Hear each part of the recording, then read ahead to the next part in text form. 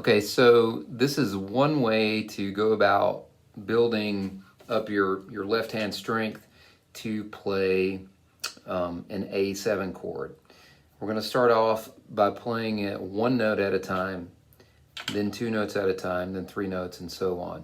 So, this is a progressive, kind of a skill builder so that you can eventually play the entire chord. So here is how you play the chord. All right, we're going to start off on the 6th string, 5th fret, and you're going to use your index finger, your first finger, to play that note with. Here's how that sounds. The next note after that is going to be on the 5th string, 7th fret, that you play with your 3rd finger. Next note after that is going to be the 4th string, 5th fret, that once again you play with your index finger.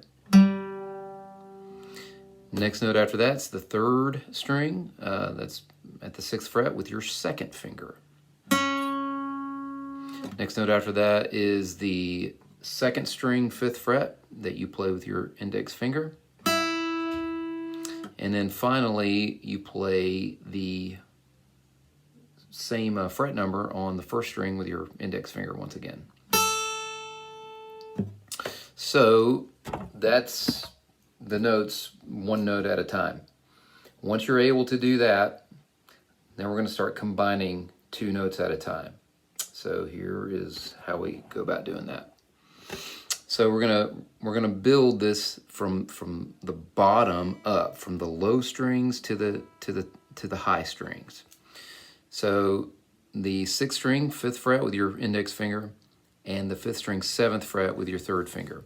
Now I'm going to play those one at a time, but allow them to ring together. This is important. This is an important idea to do it this way, because we don't want anything to go unnoticed if something doesn't sound correct.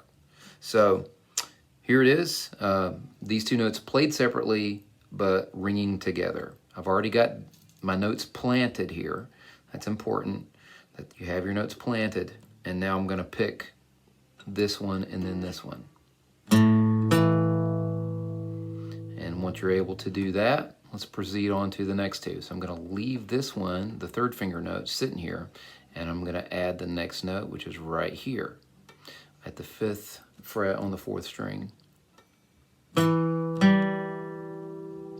That's how those two sound. Now I'm going to build from here, and I'm going to add this note right here. Now I'm going to build from here and add this note right here. And now I'm going to build from here and bar my first finger across both of those notes, and I'm going to play them. So that is each note in the chord, two notes at a time. Once you're able to do that, now you're ready to add the 3rd note. So here's how that goes. All right, so here I'm gonna play this note with my 1st finger, this note with my 3rd finger, just like I did before. I'm gonna add one more element to this. I'm gonna take my index finger and I'm gonna bar across right here. So I'm holding this note in with kind of the low part of the finger, or the lower, not the tip of the finger, but it's a lower portion of the finger. So you kind of see that. And you can use this finger to kind of help right there if you need to help you squeeze. So here are this note, and this note. Listen to how they're all sounding out. I'm going to do that again. They're all ringing. I'm playing them separately, but they are ringing together. Now once you can do that, let's build the next 3 notes. So I'm going to play this note here, and this note here. Starting with the 5th string, I'm going to play them one note at a time. And here's how that sounds.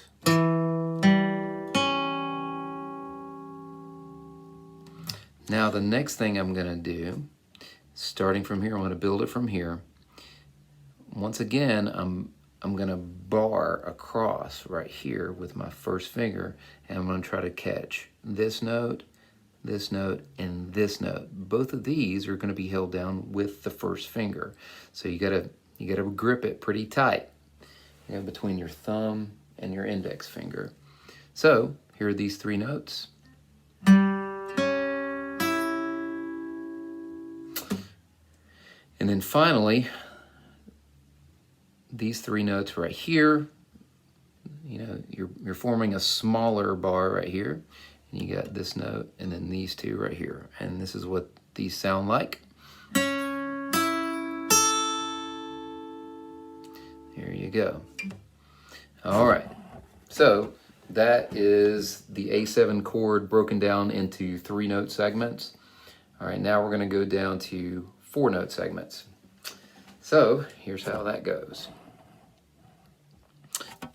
So the first 3 notes were here, here, and here. Now we're going to expand to include one more note. So your first finger is kind of barring across right here, and it's holding down all of those there. Third finger's there. And here's how the first 4 notes sound.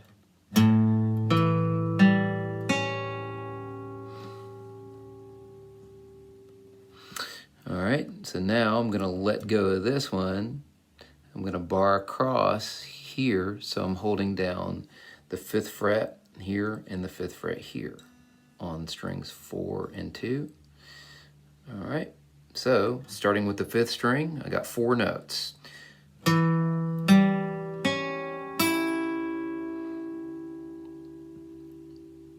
All right, and then from there, the final 4 notes. Now here your first finger is playing most of these notes.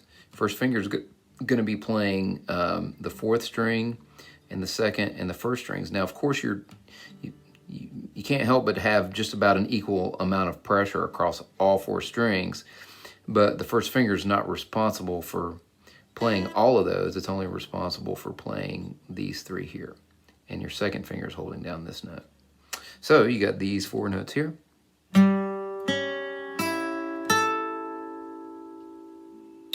So that's the 4-note portion of the A7 chord. So let's expand it to 5. So the first 5 notes are going to be here, here, here, here, and here. So you put all your fingers in place, and you got these first 5 notes.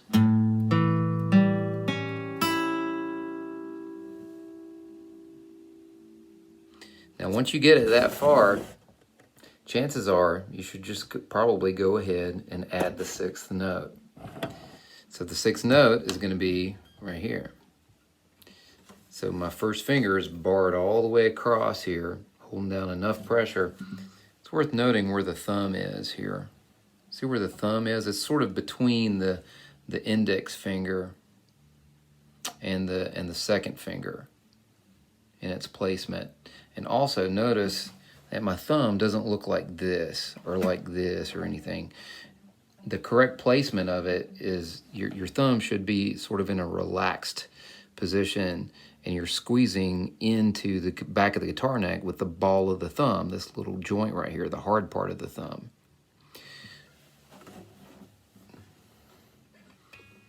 So got my thumb on the back of the neck like that. And I'm going to play all 6 notes.